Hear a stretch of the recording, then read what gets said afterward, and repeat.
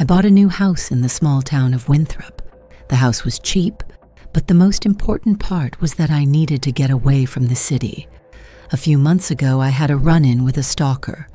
While I had managed to get him arrested, I couldn't shake the feeling of eyes, just constantly watching me. I felt like there were eyes everywhere, at home and on the street, so I decided to move out into the country to somewhere with fewer people, just for peace of mind. The house itself was big and somewhat old, but otherwise very welcoming.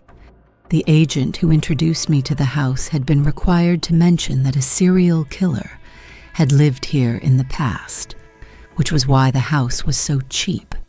However, he, and later my next-door neighbor Sarah, both told me to pay the thought no mind.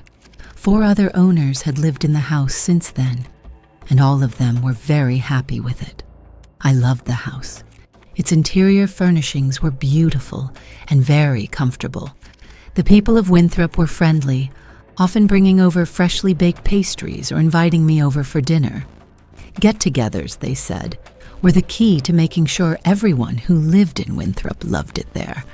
Yet after a week, I stopped, loving it. The feeling of someone watching returned, worse than before. I tried to ignore it, but soon I started losing sleep. Giant bags grew under my eyes, and I began yawning almost as much as I breathed. Sarah was kind enough to let me stay in her house for a few nights. It was during this time that I heard the legend of Forrest Carter, the serial killer who had lived in my house.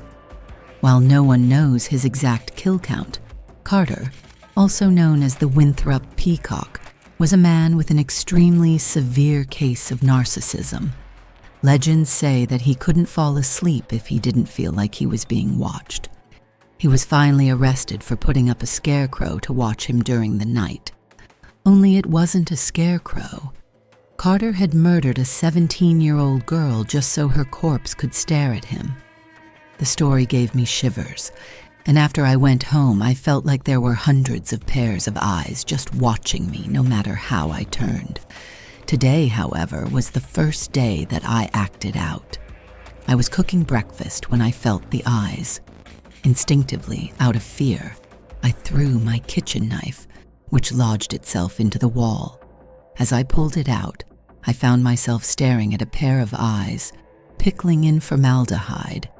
I've been watching the police peel away the drywall of my house for hours now.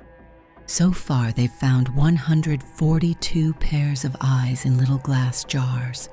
The scariest thing is, everyone was staring at me.